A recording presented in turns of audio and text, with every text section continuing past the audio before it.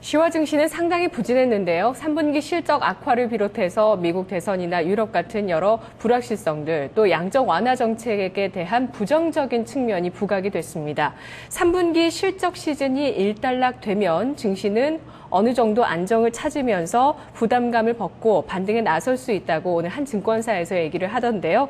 원화 강세 트렌드에 맞춰서 내수주를 계속 볼 것인지, 어제 반격이 나왔던 IT와 자동차주 모습을 보시면서 또 경기 민감한 낙폭 과대주를 봐야 되는 시점인지 고민 많이 되시죠? 금요일에 투자 전략 함께 보시죠. 투자 전략 나옵니다. 토마토TV 8인 전문가의 전략 한눈에 보실 수 있습니다. 박승용 전문가 실적 수반 중소형주에 관심을 가지자. 서정훈 전문가 1900포인트 초반 지지 기반 확인 시점. 한규수 전문가 어닝 시즌의 막바지다. 4분기 성장주에 주목하자. 정희만 전문가 연기금 지속적인 순매수세로 하방 경직성이 나타나고 있다. 강재현 전문가 프로그램 압박 없는 낙폭과대 대형주 관심을 가지자. 박한샘 전문가 박스권 장세의 흐름, 중소형 실적 종목으로 승부를 보자. 금산 전문가 1900포인트 지지 테스트 과정이다. 포인트는 환율. 이재우 전문가 지수의 터닝 포인트 아직 이르다. 오늘 전반적으로 1900포인트 지지 여부를 확인하자, 지지가 될 것이다 라는 내용들이 가장 많았던 것 같고요. 또 환율을 포인트로 보고 있는 전문가, 또 아직은 지수의 반등을 확인하기는 이른 시점이라고 경고를 하는 쪽도 있습니다. 전략 측면에서는 중소형주와 대형주가 거의 엇비슷하게 팽팽하게 의견들이 나오고 있는 것 같은데요. 한규수 전문가, 박승용 전문가 두 분의 전략을 좀 더 자세하게 듣겠습니다. 한규수 전문가님, 안녕하세요. 예, 안녕하십니까. 한규수입니다. 네. 전문가님, 이제 실적 시즌이 막바지를 지나가고 있다고 하셨는데요. 4분기 성장주는 어떤 쪽입니까? 4분기 성장주는 이제 우리 시청자님들이 이제 업종이라든가 또 이제 글로벌 경제 흐름들을 보시면서 보셔야 될 것 같은데요. 저는 여전히 시장을 보는 시각이 바뀐 것은 없습니다. 여전히 현재 세계 글로벌 시장의 버팀목이라고 하는 부분들은 여전히 중국이기 때문에 중국 경제가 만약에 여기서 꺾이게 되면 세계 경제는 뭐 더 이상 기댈 곳이 없습니다. 그렇기 때문에 지금 장세는 중국 증시를 보지 않으면은 뭐 주식을 할 이유가 없다라고 제가 분명히 말씀드리고 있고, 그렇기 때문에 역시 4분기 실적과 성장성이라고 하는 부분에 대해서는 일단 중국을 먼저 보시는 게 맞을 것 같습니다. 이미 IT 종목과 이제 자동차주들의 실적을 발표했는데요. 이들 종목들은 이미 3분기 최고 실적을 바탕으로 주가가 이제 오를 만큼 올랐고, 더군다나 최근에 환율 하락세가 계속해서 기조적으로 진행되고 있기 때문에 삼성전자와 현대차의 주가 상승에도 발목을 잡는 그런 요인으로 작용할 가능성이 높습니다. 따라서 IT 종목과 자동차주들은 지금 쫓아가서는 우리가 얻을 만한 제대로 된 수익을 만들어내기 어렵고요. 방금 제가 제대로 된 수익이라고 제가 말씀드리고 있는데, 지금 중소형주들도 마찬가지입니다. 중소형주들도 이미 시세가 많이 난 상태에서 답보 상태 내지는 단기 조정이 연이틀 동안 나타나고 있기 때문에 중소형주를 중심으로도 시세다운, 수익다운 수익을 내기가 굉장히 어렵죠. 또 IT와 자동차들도 이미 올랐기 때문에 시세다운 시세를 내기는 어렵습니다.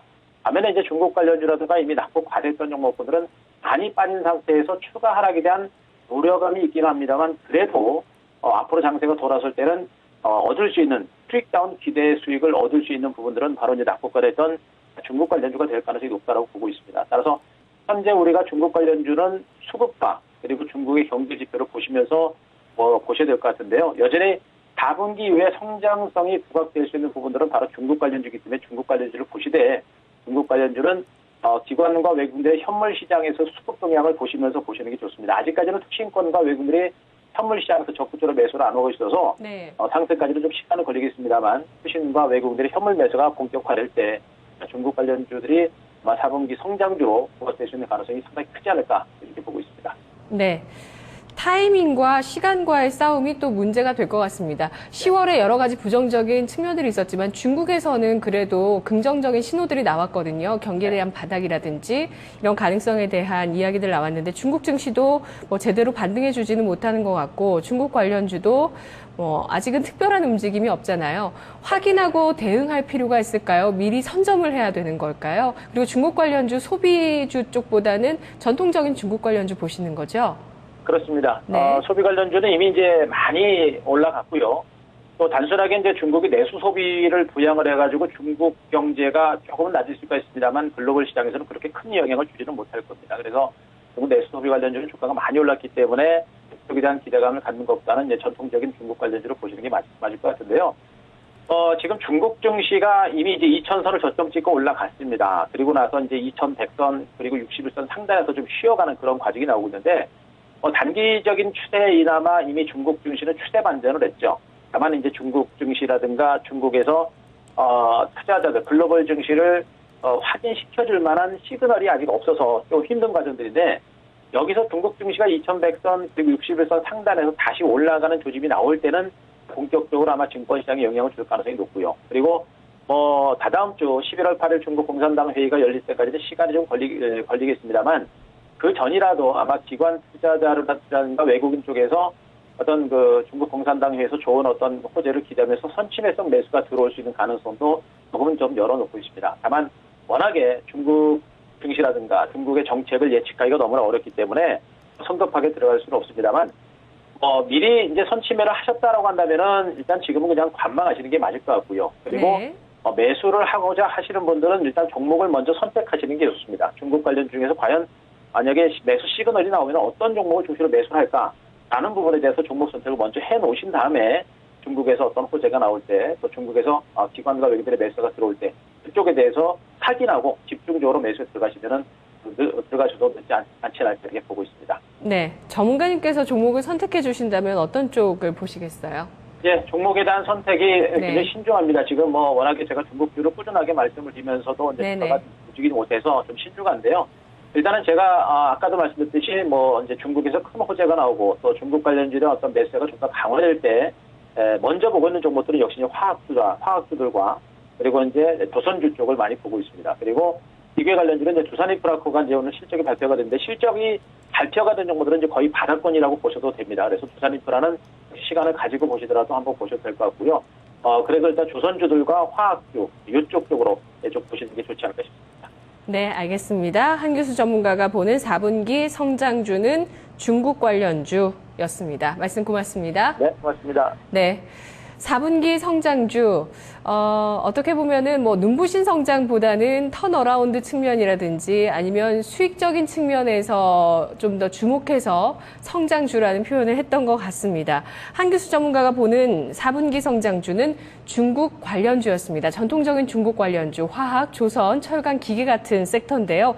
이런 쪽, 이 중국 증시 일단 단기 추세 반전에 성공을 했고 좀 더 호전되는 움직임을 보여줬을 때 국내 증시의 받는 영향은 그 여파는 더 커질 수 있다고 보고 있습니다. 시간과의 싸움이 조금 더 필요하긴 하겠지만 3분기 실적 발표가 이미 나왔던 전통적인 중국 관련주 주목해서 타이밍 잘 저울질해서 들어가 보자는 전략 한규수 전문가였습니다. 이어서 박승용 전문가입니다. 전문가님 안녕하세요. 네, 안녕하세요.